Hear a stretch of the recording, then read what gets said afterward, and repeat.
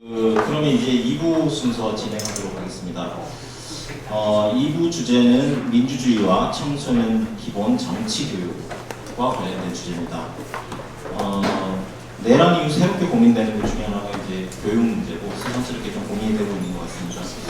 특히 우리 사회는 내란을 겪는 동안 이른바 우리 사회의 엘리트라고 하는 사람들이 어떤 사람들인지 그들의 민낯을 좀 확인하고요. 이게 어떤 우리 교육이라는 게 얼마나 망가졌는데 이런 생각도 저희가 좀 많이 하게 됐고, 또 당장 이제 리박스쿨 같은 문제를 통해서 극우 세력이 교실에 침투하고 이런 데에 대해서 상당히 위기감을 가지고 이러면서 교육의 중요성 이런 걸 다시 한번 절감하게 됐던 것 같습니다.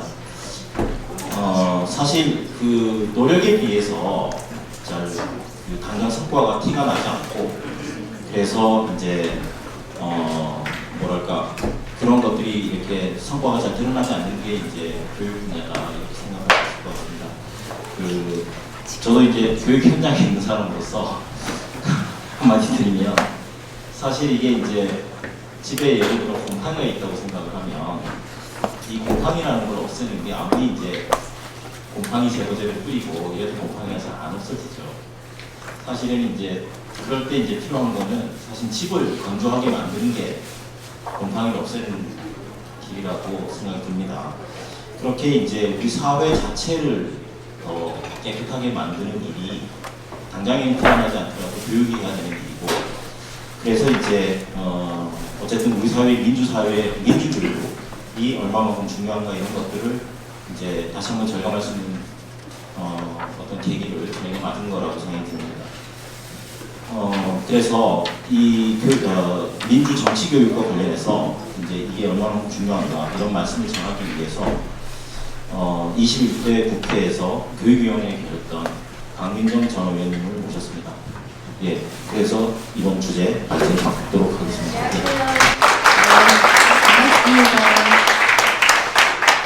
그 아까 김현수 선생님이랑 우리 3인당의 당당한 청년위원장 송성준 선생님이 조금은 청년의 문제를 약간 거시적인 차원에서 쭉 이렇게 분석을 하고 나름대로 대안까지 제시를 하셨는데, 저는 제가 하는 오늘 발제는 약간 미시적인 구체적인 교육 현장에서 정치 문해력을 기르기 위한 정치 교육이 왜 필요하고 어떤 게 가능한가의 사례를 좀 여러분들하고 나누려고 합니다. 근본적인 지금 이대 그 청년들의 그 극우화 혹은 우경화 문제가 사실 근본 뿌리에 가면은 경제적 불평등이 가장 큰 구조적인 원인이지만, 그걸 해결하기 위해서는 교육이 바뀌어야 된다라고 하는 거에 대해서 여기 계신 모든 분들이 다 사실 동의해 주실 수 있을 것 같아요. 그러면 교육을 바꾼다는 거는 어떻게 교육을 하자는 건가? 이런 고민들을 이제 교육계에 있는 분들이 많이 고민하고 계시는데, 교육계에 있는 사람들만 고민하니까 힘이 안 되는 거예요. 우리 아까 사회자분이 말씀하신 것처럼 교육은 굉장히 중장기성을 기본 성격으로 가져요. 그래서 오늘 어떤 정책을 하면 한 5년이나 10년이나 보통 15년 후에 그 결과가 나타나는 게 교육이 아주 독특한 특수성인 것 같아요. 뭐 부동산 정책 이렇게 하면 적어도 두세 달 후에는 결과가 나오잖아요. 그러니까 늘 보면 이 정책이 결정되는 단위가 정치권인데, 정치권과 행정부잖아요. 그런데 현안에서 다 밀려요. 계속 밀리면서 교육이 중요하다는 얘기를 선거가 끝나고 투표 결과 가지고는 얘기하는데, 그 다음에 다시 집권해서 정책을 펼칠 때는 늘 뒤로 밀려서 너무 어려움이 많습니다. 그래서 오늘 제가 딱 보니까 교육계뿐 아니라 광범위하게 여러 분야에서 활동하시는 분들이 되게 많이 오셨기 때문에 저희 그 발제를 좀 같이 보시고 힘을 많이 실어주시면 좋겠다, 이런 말씀을 먼저 드리겠습니다. 저희 우리나라 공교육인 국민의 세금을 가지고 학교를 지어서 교사를 고용해서 이루어지는 교육이잖아요. 여러분들 다 그 공교육 졸업생들이시잖아요. 그죠? 왜 국가는 세금을 걷어서 학교를 지어서 학교를 운영하느냐? 그 목적이 교육기본법 제6조에 2조에 나와 있습니다. 거기에 보면 우리나라 공교육은 인격을 도야하고 자주적으로 적어도 12년 고등학교까지 교육 끝나서 사회에 나갈 때는 부모 도움 없이 큰 누군가 의지하지 않고 자기 삶을 스스로 헤쳐나갈 수 있을 만큼의 자주적 생활 능력을 기본은 갖추고 그리고 최종적으로는 민주 시민의 자질을 갖추게 하는 게 공교육의 목적이다 이렇게 명확하게 돼 있어요. 그런데 이 우리나라 학교 운영의 목적에 대해서 잘 아는 분들이 많지 않아요. 그래서 학교가 민주시민 교육을 한다 그러면 이거를 이상한 어떤 정치적 편향으로 공격하거나 교육과 관계없는 걸 왜 하려고 하느냐 이런 식의 비판이나 의견 개진이 굉장히 많이 있는 게 현실입니다. 다음으로 넘어가면 왜 그러면 우리 공교육의 목적을 교육기본법 이렇게 말했냐면 사실은 공교육은 무슨 빌 게이츠라든가 아니면 젠슨 황이라든가 이런 사람을 길러내는 것 자체가 공교육의 목적이 아니고 적어도 고등학교까지의 우리가 교육이라고 하는 거는 보편적으로 우리나라 태어난 국민이면 누구나 다 우리나라에 살아나가는데 필요한 기본 자질을 갖추게 해주는 거가 공교육의 목적이잖아요.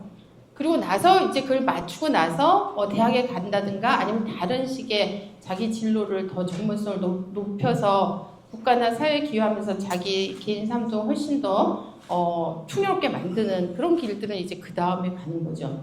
그런데 그렇다고 한다면 공교육은 결국은 우리 아이들이 사회에 나가서 부딪히면서 살다가 부딪히는 해결해야 될 문제들에 대한 기본적인 소양을 갖추게 해줘야 된다는 거죠. 그건 알고 보면 하나도 정치적이지 않은 게 없다.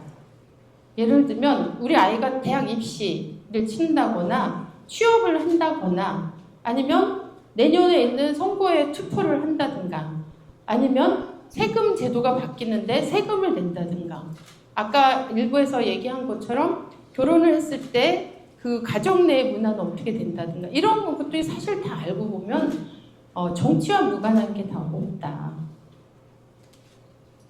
엄마와 자식, 아들의 문제에서 야 너 왜 취직이 아직도 안 돼? 이러면 마치 우리 집안 문제인 것 같지만 결국은 그건 노동시장의 문제와 노동정책의 문제와 다 연관되어 있는 거고 이런 것들을 아이들이 고등학교를 졸업하면 사회에 나가면 다 부딪힐 수밖에 없는데 그런데 학교에서는 정치적인 얘기를 하면 안 된다고 얘기하고 있는 게 우리나라 교육 현실이라는 거죠.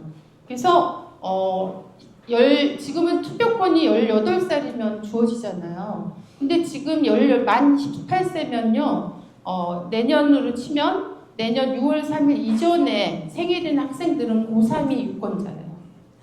그리고 무조건 고등학교 졸업하면 다 100% 유권자입니다.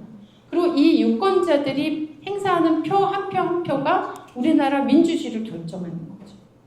그렇다고 했을 때 이 학교에서 공교육에서 하는 그 정치 교육의 중요성은 너무나 말할 필요도 없는 그런 중요성을 가지고 있어요.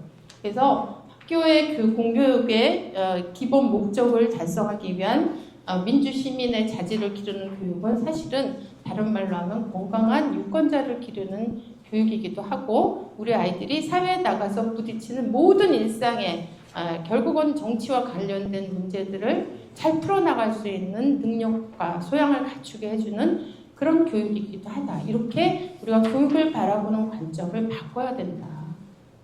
그리고 학부모이거나 이런 분들은 학교에 내 아이가 이런 걸 갖추고 학교를 졸업해서 사회로 나갈 수 있게 준비시켜달라고 학교와 국가에 요구해야 된다.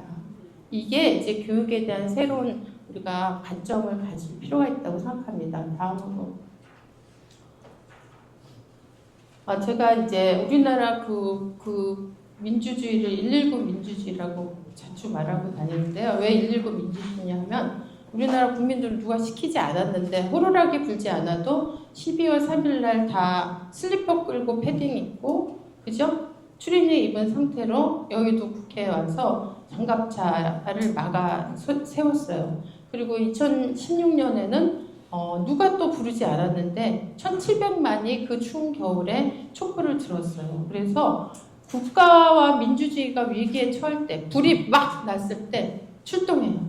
누구처럼? 소방대원처럼. 그래서 불을 끕니다. 근데 불을 끄고 다시 불이 이제 진화되고 나서 돌아간 일상에서는 내 직장에 있던 갑질 그대로 있고, 예, 그죠? 평등하지 않은 관계 그대로 있고, 끊임없는 경쟁을 요구하는 일상의 질서는 다 그대로 있는 거예요. 그래서 그러면은 우리가 가지고 있는 이런 자랑스러운 어떤 연대로 민주주의 위기를 뚫어내는 이 힘과 일상의 민주주의화를 격차가 너무 크다. 이걸 메꿔주는 건 뭐냐? 그게 저는 바로 공교육이라고 생각합니다. 그러니까 민주주의는 한 번의 연대 투쟁으로 위기는 극복할 수 있지만 지속시킬 수는 없다. 그걸 지속시키려면 우리 자신이 민주 시민이어야 된다, 진짜. 그리고 우리 아이들이 민주 시민이어야 된다. 그러려면 공교육에서 민주 시민 교육 제대로 해야 된다, 이런 거죠. 그래서 민주주의자 없는 민주주의 위기는 우리가 해결할 수 있지만 민주주의를 지속할 수는 없다는 거. 그걸 지속시킬 수 있는 가장 강력한 방법이, 그리고 법이 그걸 또 보장해주기도 하고 의무로 규정하고 있는 게 바로 교육이다. 그래서 교육의 중요성은 민주주의와 관련돼서 뗄래야 뗄 수가 없다는 겁니다. 지금 요거 잠깐 짧은 시간이긴 한데 딱 5분짜리 지식 채널 2인데 한번 보시면 좋겠어요.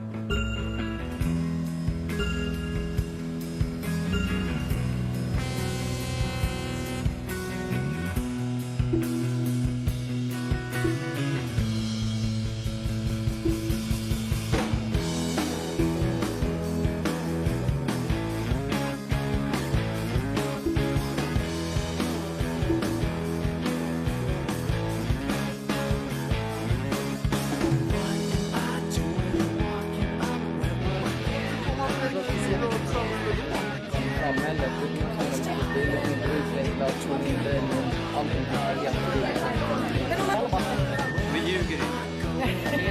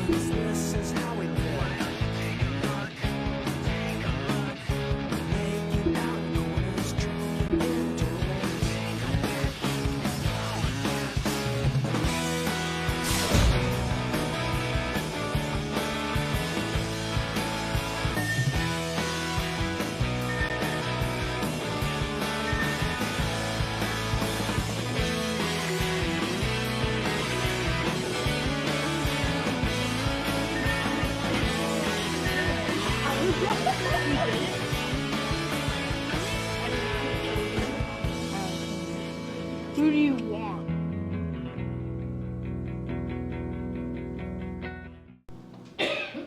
네, 잘 보셨어요? 네, 처음 보셨죠? 네, 저게 만들어진 지 꽤 돼요. EBS에서 지식 채널 2로 만든 건데, 선거 교육의 중요성과 그 다음에 정치 교육의 중요성은 단 짧은 5분 안에 너무나 잘 얘기해주고 있는 것 같습니다.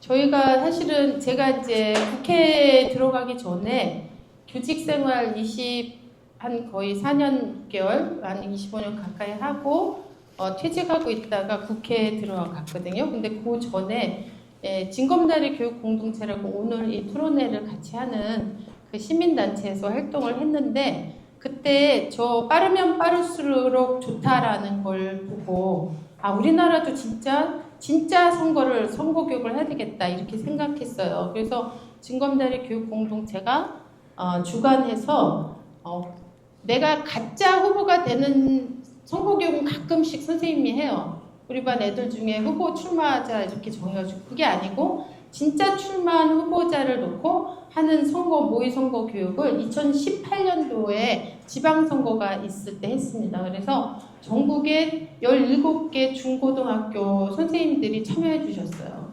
그래서 그 학교에서 4,000명 가까이 되는 중고등학생들이 2018년도 지방선거 때 선거가 있기 한 달 전쯤에 학교에서 수업을 하고 그리고 자기네들끼리 선관위를 만들고 학생이 선관위 만들고 투표, 개표 다 관리하고 이렇게 해서 진짜 선거를 자기들끼리 해가지고 당선자도 냈어요.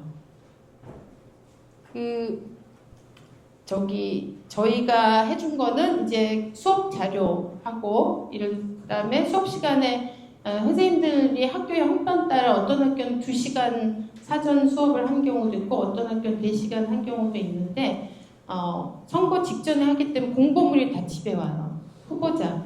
그래서 애들이 수업 시간에 공보물을 들고 와서 선생님들은 안내회하고 약간 아이들이 왜냐면 공보물 자체가 그 청소년용이 아니잖아요. 요 단어나 이런 것들이. 그래서 그런 것들을 아이들이 질문하면 설명해 주시고 아이들끼리 토론을 하는 식으로. 그래서 이 후보의 공보물 보고 저 후보의 공보물 보고 그 공약 비교를 해서 그거 분석하고 때로는 발표하는 수업까지 간 경우도 있고 어쨌든 그런 걸 하고 그 다음에 이제 그 후보 진짜 자기 지역에서 출마한 후보를 놓고 아이들끼리 자기가 진짜 유권자처럼 모의 유권자가 돼서 투표를 해본 거죠.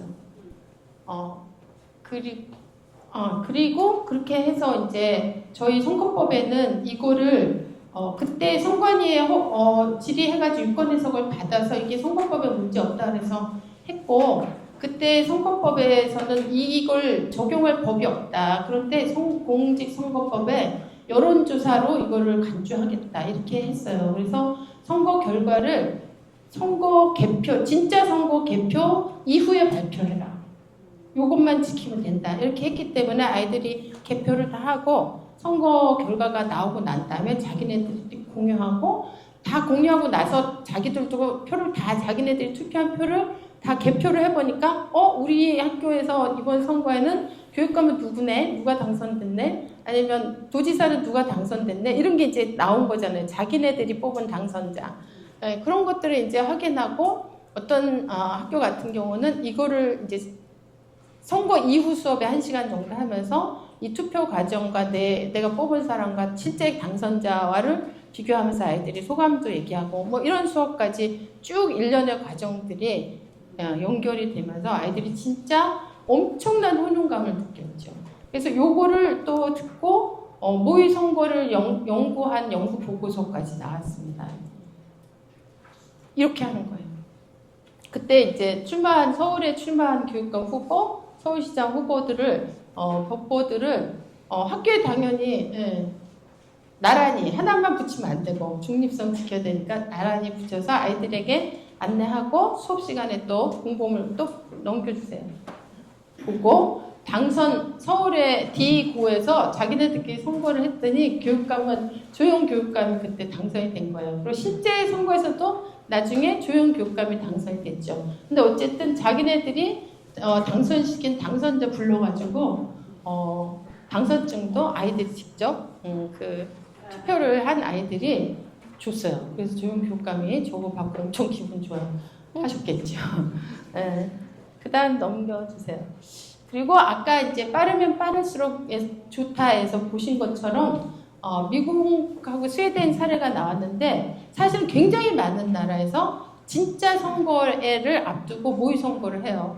왜냐하면 우리나라 교육기본법에도 나와있지만 모든 나라의 공교육은 다 사실은 건강한 유권자를 기르는 거가 교육의 목적이라고 얘기할 수 있잖아요. 그런 면에서 이 선거교육의 중요성을 다 인지하고, 덴마크 같은 경우는 아예 오늘부터 전국의 학생 모의 선거 시작합니다. 이거를 우리 국회 본회의장에서 국회의장님이 학생 대표랑 같이 선언해요. 그래서 사회 전체가 그때부터 시즌이 되는 거예요. 그러면 선관위가 아이들이 쓸 모의 선거에 쓸 그 투표용지 있잖아요. 이런 것도 다 만들어서 제공하고, 저희가 할 때도 사실 뭐 그 기표대라든가 기표용구라든가 이런 거를 저희가 제공을 했는데, 사실 학교에서 이런 것까지 다 하기는 힘든데 이런 걸 이제 선관위에서 다 해줘요. 그러면 아이들이 진짜 모의 투표를 해보고 그 결과를 또 공식적으로 발표하면, 우리나라로 얘기하면 KBS 방송국에서 이번 학생 모의 선거 결과 당선자는 아무개입니다. 혹은 일단 거기는 이제 덴마크는 사실 연동형 비례제 100%.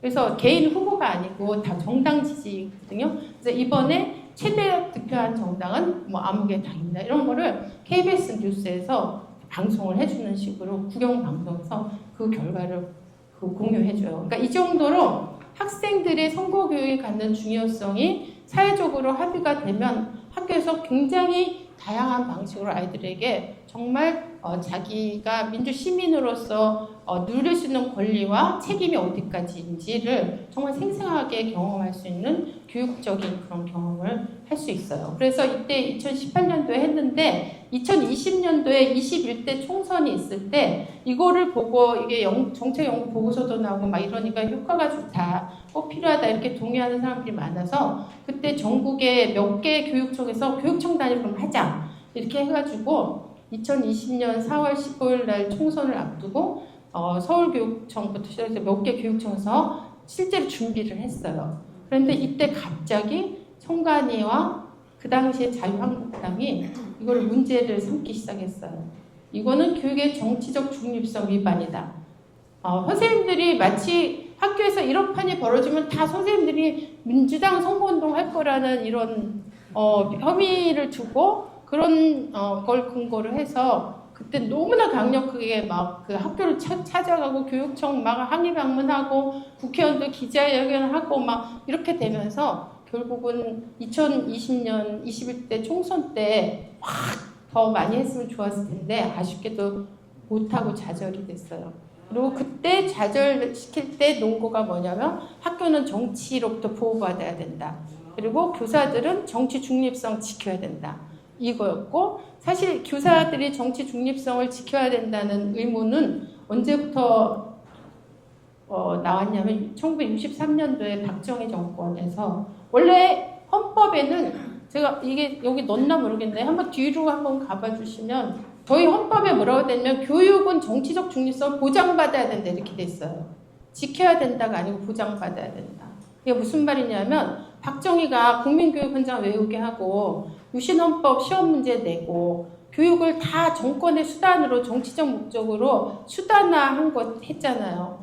근데 이런 식으로 권력이 정치를 수단화하지 말라. 그런 의미에서 정치적 중립성을 보장받아야 된다고 헌법 31조에 나와 있고 교육기본법 6조는 그렇지만 선생님이 이 성장 과정에 있는 아이들에게 마치 종교를 가진 선생님이 자기 아이들에게 전도 사업하면 안 되는 것처럼 자기 정치적 내가 민주당 당원이라고 해서 그걸 강제하거나 주입해서 안 된다. 이게 교육기본법 6조에 있어요. 그런데 이 학교의 교육의 정치적 중립성을 학교는 정치를 절대로 언급하면 안 된다. 그건 정치로 학교가 혼란되는 거고 더럽혀지는 거다. 이런 식의 법들을 만든 거는 박정희였어요. 그래서 국가공무원법, 선거법, 정당법, 정치자금법 막 이런 법들을 쫙 만들어서 학교가 그때부터 정치 얘기하는 걸 금기시하고 그 얘기를 균형 있게 하는 훈련을 우리는 못 받았어요. 여기 계신 분들 다 정치교육 못 받고 자란 거예요. 저도. 네. 그런 훈련을 못 받았기 때문에 우리는 굉장히 많은 시행착오를 겪을 수밖에 없다고 생각이 드는데 그거 이제 끝내야 된다는 생각이 듭니다. 그래서 교육의 정치화는 금지해야 된다. 그거는 대통령도 교육을 이용하면 안 되지만 선생님도 이용하면 안 된다. 그러나 정치는 교육에서 다뤄야 된다. 정치의 교육화는 해야 된다. 그래야지 아까 처음에 얘기한 것처럼 아이들이 살아가면서 부딪히는 다 알고 보면 본질적으로 정치적인 문제들에 대해서 그걸 판단하고 해석할 수 있는 능력을 가지고 자기 삶을 풀어나갈 수 있지 않겠냐.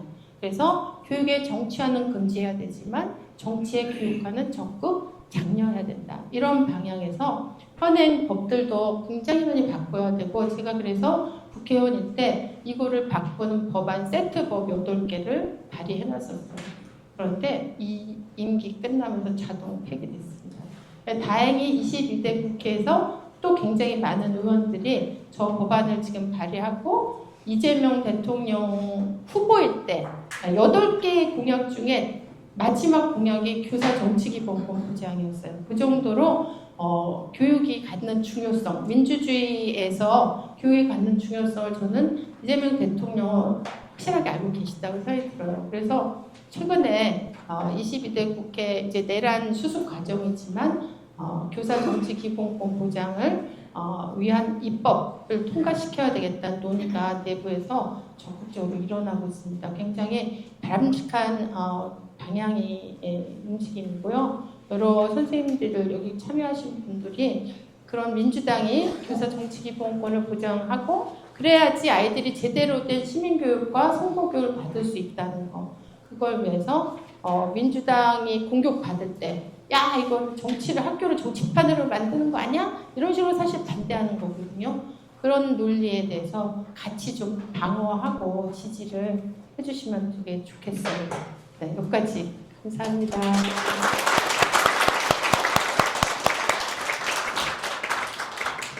예, 구체적인 대안을 좀 제시해 주시면서 상당히 현실성 높은 얘기를 해주신 것 같습니다. 예, 바로 이어서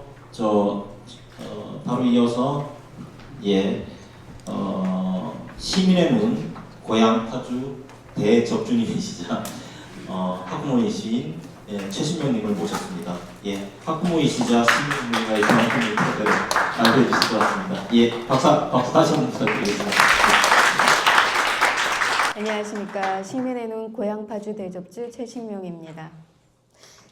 제가 오늘 나온 건 대접주로서라기보다 학부모로서 나왔습니다. 제가 아들 둘을 키우는 애미인데요. 사실 지난 서부지법 폭동 때 제가 이 언론에서 투블럭남을 열심히 찾았어요. 진보 언론에서. 그때 굉장히 놀라고 가슴이 아팠습니다. 그 친구가 저희 큰애하고 동갑이더라고요. 제가 2006년생, 2008년생 아들 둘을 키우고 있습니다. 이 아이들이요. 첫째가 초등학교 6학년 때쯤 사춘기가 왔어요. 아까 저번 섹터에서 그 질문 주셨던 남아를 키우시는 어머니 질문을 들으면서 떠올랐던 건데, 저희 애가 그때 사춘기가 오면서부터 저하고 이야기를 가끔 나눌 때 내뱉는 말들이 저를 소스라치게 놀래게 하는 말들을 했어요.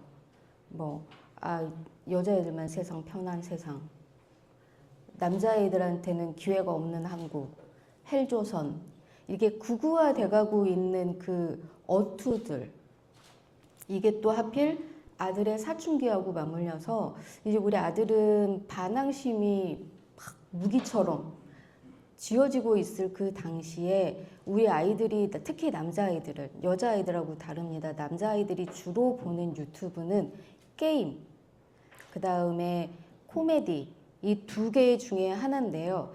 게임이 물론 저희가 저번 섹터에도 살짝 나왔었지만 기획이 돼서 저쪽에서부터 만들어졌던 프로그램으로 운영이 된 거잖아요.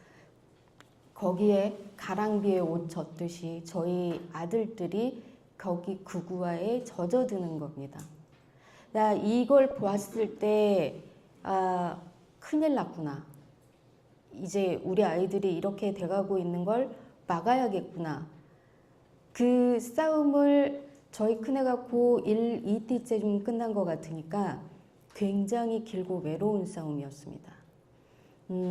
물론 아빠가 도움이 될 것 같지만 여기 계시는 이 연배 아버님들 다 아시겠지만요. 제가 살짝 이 이야기를 먼저 꺼냈을 때 저희 남편의 첫 마디는 와이파이 끊어. 유튜브, 핸드폰 뺏어. 이거였습니다.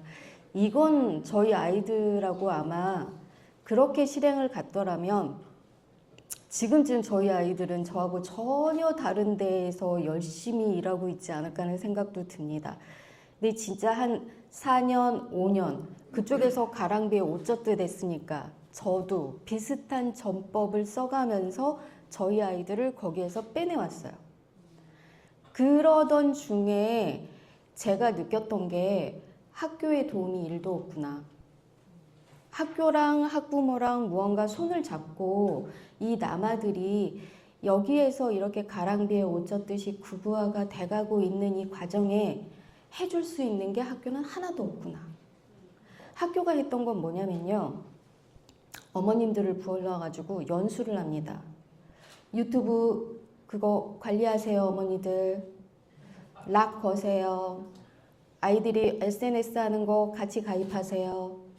아이들이 뭐 하고 있는지 항상 살펴보세요. 요걸 연수로 받았습니다. 학부모 연수에서. 이게 도움이 됐냐? 하나도 안 됐습니다. 제가 유튜브를 막아본 적이 있어요. 그러면 2, 3일 뒤에 방법을 찾아서 뚫어요. 제가 그 아이들의 능력을 따라갈 수가 없어요. 그래서 제가 썼던 방법은 엄마 너무너무 그 구독자를 늘려주고 싶은 유튜브 방송이 있는데 가입만 해줘. 뉴스공장, 고발뉴스, 오마이뉴스, 구독만 해줘, 구독만. 이걸로 제가 대체했어요. 이러면 쇼츠에 뜨는 것도 그쪽보다는 이쪽이, 구독된 쪽이 조금 더 낫거든요. 그래서 저도 그 방법을, 저쪽에서 쓰는 방법, 비슷한 방법들을 쓰는데 이게 쉽진 않아요. 쉽진 않아서 애들이 짜증을 내요. 그럼 잠깐 끊어줘. 근데 지금 구독하면 뭐 해준대, 엄마한테. 한 번만 다시 구독해줘. 저 이 전법으로 아이들 4년 동안 유튜브 관리했습니다. 그 사이에 학교가 한 건 없어요. 그리고 우리 아이들이 중학교를 가고 고등학교를 갔단 말이에요. 이게 제가 첫 번째 세터에서 나왔던 이야기를 들으면서 송성준 위원장님이 계시는지 가셨는지 모르겠는데 아까 위원장님의 말씀을 듣고 너무 안도했어요. 우리 아이들 그렇게 구구화가 될 것 같진 않구나. 다행이다. 두 번째는 너무 미안하다. 이 젊은 세대에게 아까 무슨 말에 제가 무릎을 쳤냐면요. 훈계하셨습니까? 우리가 한 건 훈계였어요. 유튜브 보지 마. 그 말 틀렸어. 그게 말이 돼? 너희들도 책 봐. 책을 읽으면서 뭘 넓혀. 이렇게 나갔던 그 5060의 훈계가 우리 아이들이 반감을 갖게 하지 않았나. 그 생각을 하면서 두 번째 제가 드리고 싶었던 게 그래서 학교가 손발을 맞춰줘야 되지 않겠느냐. 그러려면 이 학교에서 선거에 대한 투표에 대한 이 교육이 꼭 필요하지 않겠느냐 하는 생각을 한 겁니다. 저희 첫째가요. 총선이었나? 지난 총선에 와서 대통령 선거 때요. 사회 선생님이 자, 대통령 선거에 나온 후보들의 공약에 대해서까지만 말을 했대요. 그랬는데 애들이 지금 선 넘으시는 것 같습니다, 선생님. 거기까지만 하시죠? 라고 말을 했대요, 아이들이. 근데 이게 아이들의 문제인 거냐? 아닙니다. 왜냐하면 선생님이 그 다음 이 이야기를 넘어가면 학교가 시끌벅적해져요. 전화가 쇄도합니다. 학교에서 무슨 짓을 하는 거냐?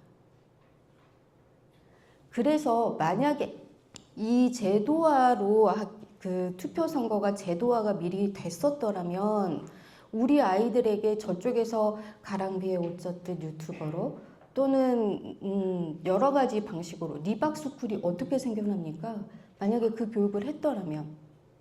그러니 우리는 지금 당장이라도 이게 필요한 교육이라고 다 같이 노력을 좀 해줘야 되는 문제라고 생각을 합니다.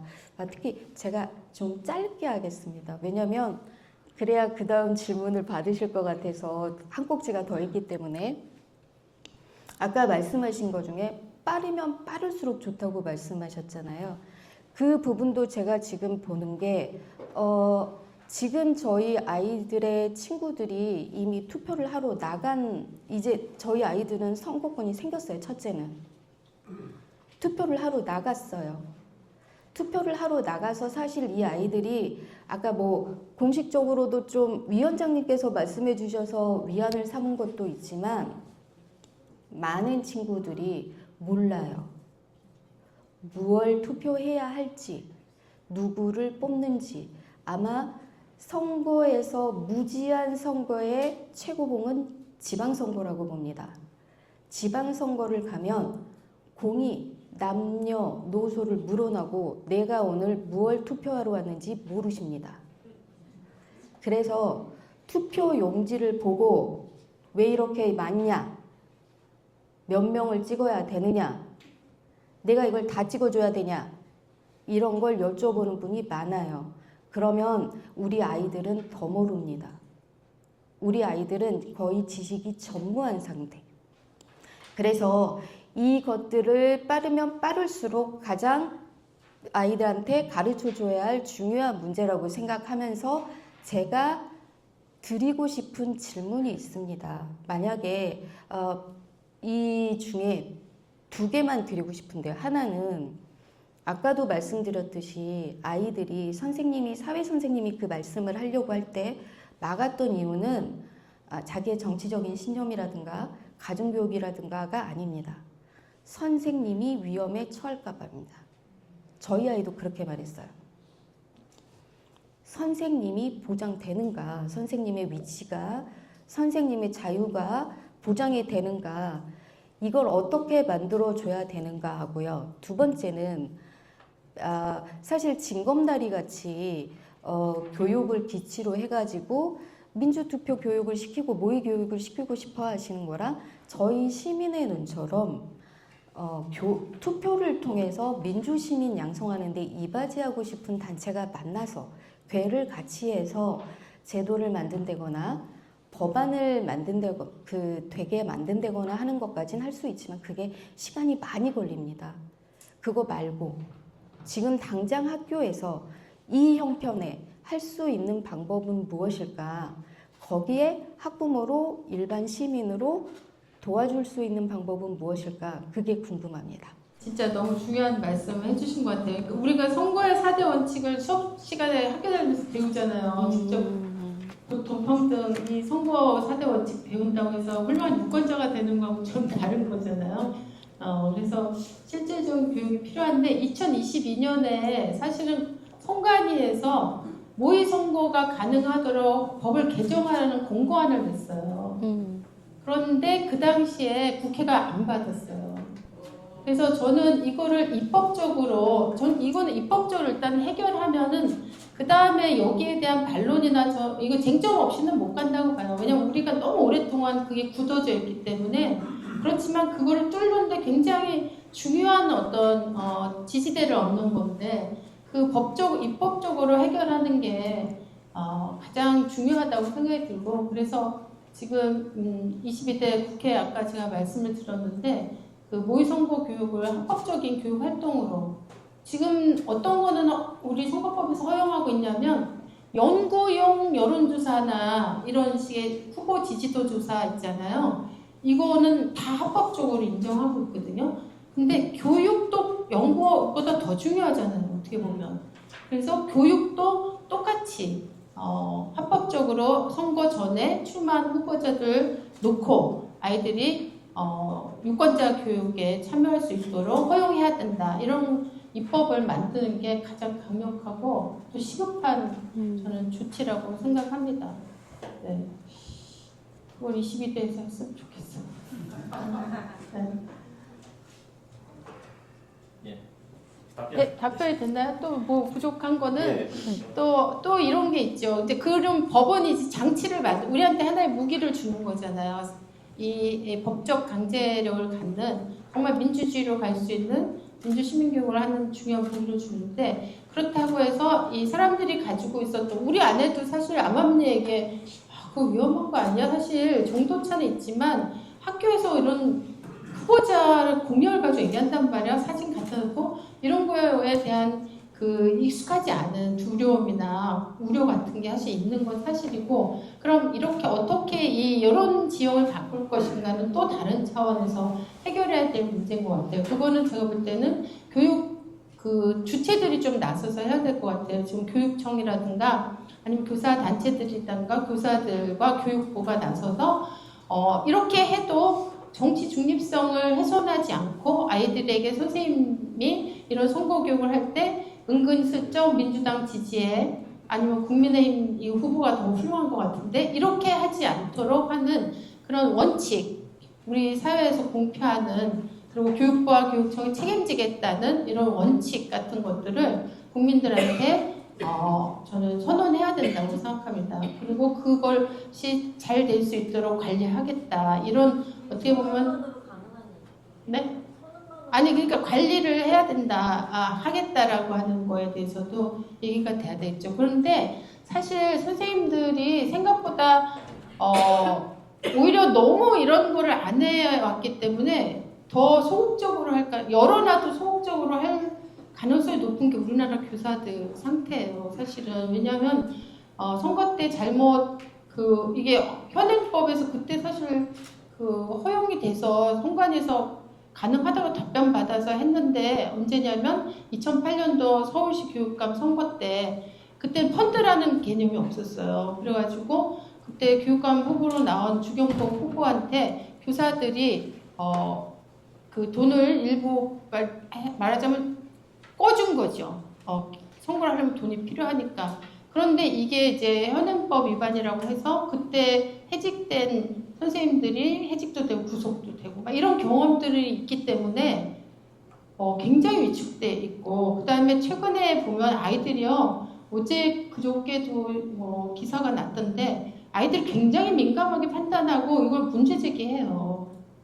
우리 아이들이 아주 일방적이고 수동적인 존재다. 이렇게 생각하면 저는 현실하고 좀 다르다고 생각합니다. 그래서 아이들이 그 즉시에서 선생님과 토론도 할 수 있을 정도로 우리 아이들은 이런 문제들에 대해서 어떻게 보면 과잉, 선생님들은 과잉 위축돼 있고 아이들은 과잉 노출돼 있는 게 현실입니다. 그래서 선생님들이 그렇게 함부로 일방적으로 자신의 정치적 신념을 아이들한테 주입할 것이라는 우려, 우리가 안 해봤기 때문에 그런 우려는 할 수 있는데 그게 생각보다 과잉 우려일 가능성이 많다. 그리고 선언만 하는 게 아니고 교육청이나 교육부에서도 이런 게 이제 확 열리고 나면 교사들은 어떤 식의 수업 방법론에서 어떤 원칙을 지켜야 된다든가 이런 것들을 세부적인 규정으로 만들어서 학교 안에서 그 불필요한 어떤 마찰이나 아니면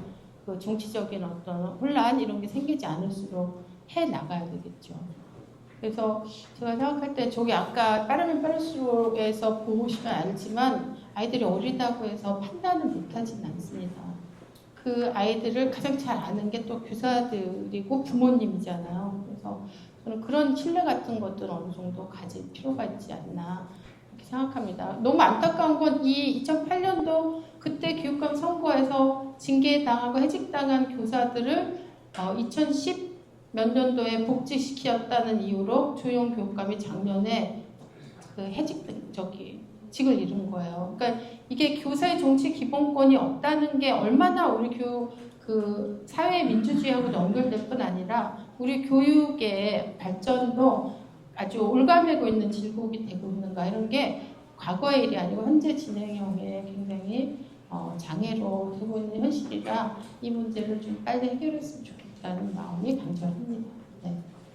그렇다면 제 생각에 국회에서 이거를 입법하는 게 제일 당연히 좋은 방법인데요. 그게 시간이 걸린다면 다음 지선에 아무래도 선생님에 대한 보호장치를 세심하게 만들어줄 수 있는 위치에 있는 사람은 교육감이 아닐까 하는 생각이 들어요. 그래서 교육감을 뽑는데 우리가 기준으로 삼아서 다음 지선에 임한다면 시민들의 힘으로 만들어줄 수 있는 교육, 정치, 교육이 되지 않을까, 어떻게 생각하시는지.